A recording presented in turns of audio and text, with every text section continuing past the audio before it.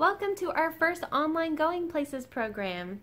Today I'm going to talk to you about the culture of another country. We're going to learn about the Bahamas. So I'm going to take you through a little presentation first, and then I have a couple more things to show you after that. Alright, so let's go. Okay, so the Bahamas is an archipelago country made up of 700 islands located just a little below the United States in the Atlantic Ocean. Of those 700 islands, only about 30 of them are inhabited or have people living on them. Can you guess on this map where the Bahamas is located? Remember I said it was below the United States. I'll give you a clue. It's really close to Florida. Alright, there it is. I'll give you a little closer look here. Right next to Florida there. And here are some of the main islands of the country that are named here. We've got Nassau here in the middle, which is the capital city. And it's on New Providence Island. So here is a picture of Nassau, the capital city of the Bahamas. And another one here with the pretty lighthouse in the front.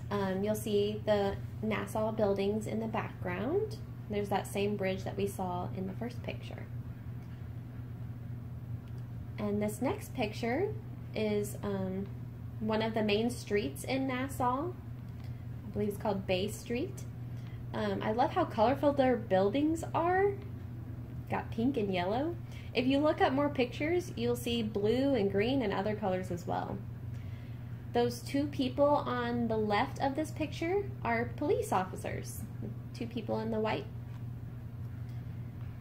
And this next picture shows you a different angle of that same building that you saw, but you can see more colorful buildings in there. Alright, so the people and culture of the Bahamas. Bahamians are beautiful people, just like you and me. Bahamians are known to be very friendly. We're going to look a little bit at the history of the Bahamas. In 1492, when Christopher Columbus sailed the ocean, he first landed in San Salvador, which is an island of the Bahamas.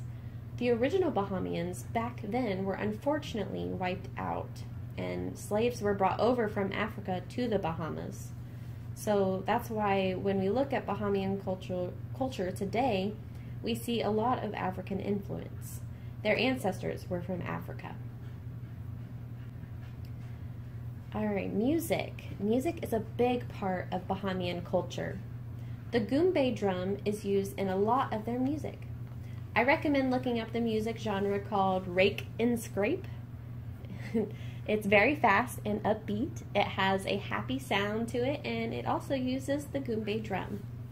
And another type of music is called junkanoo. It's a street parade music, and it's all a super fun sound. I don't know, each time I look it up, it's just so happy and fun. Goombay is a type of Bahamian music and is also the name of the drum used to create that music. So these drums are goombas. Here is one of the performances at the Goombay Festival, held in the Bahamas every summer. The Bahamians use all kinds of drums and other instruments and wear colorful and lively clothing.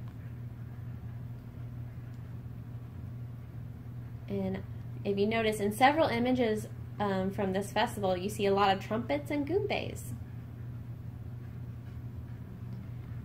The main language of the Bahamas is actually English.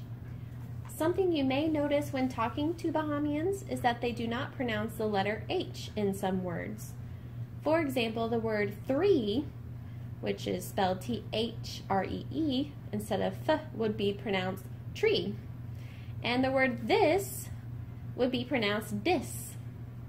The Bahamians also use fun terms you may not have heard before. Here are a few. Switcha. Switcha means lemonade. Would you like a glass of switcha? Jitney. Jitney means bus. I'm gonna go catch the jitney. And I like this one. It's called What Da Wibe Is. It means what's up. What Da Wibe is. A fun fact about the Bahamas is that they have some of the clearest waters in the world.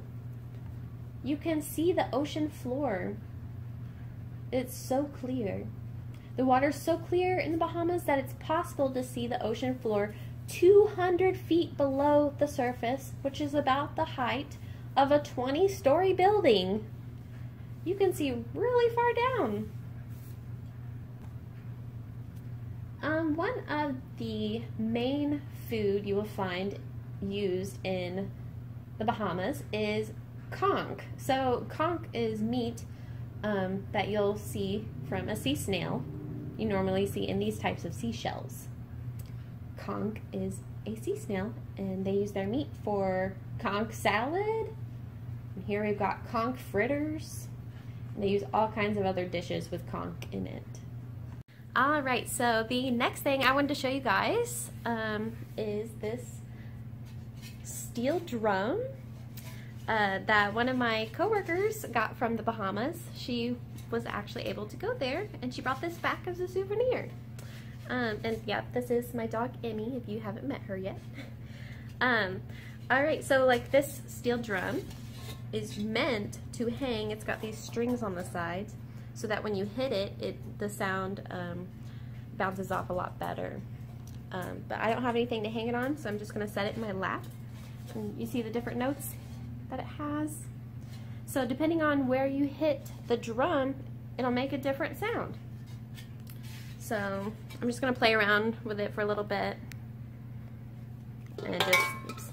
Yeah, I'm using pencils with erasers on them because I wanted to use something soft to hit it with, and I didn't have any mallets that have a soft end. So you can play. If you look up steel drum music online, it's really, really beautiful sounding, and there are definitely more professionals that can play awesome on them. But I learned a little, I learned Mary Had a Little Lamb, so I'm going to play that for you so you can kind of get an idea of the different notes. So here we go.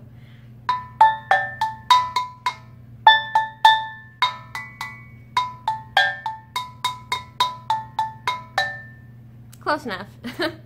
So yeah, this is the steel drum. It's so pretty, and I love it. I'm going to put it back up here. The next thing I'm going to show you is the craft that you can make at home. So if you don't have the supplies you need for this craft at home, you can call the library and we will set up an appointment with you for you to pick it up. But if you may have some supplies at home you can make with this. This is what I made. I call it the ocean plate craft. So since the Bahamas is an island country, I chose to make a pretty ocean plate craft. You can use whatever color water you'd like. If you have a lighter blue background, that'd probably actually be better since the water's so pretty and clear. I just went with the dark blue. You could also paint your paper plate. Paint it if you would rather do that than stick the construction paper on it. So what I did was I took one piece of construction paper and I took the paper plate and set it upside down onto that paper, traced it onto the paper, and then cut out that circle. So I was able to glue the paper onto the plate. And then I took some glitter and made some sand on the bottom. Yep, beware, glitter gets everywhere.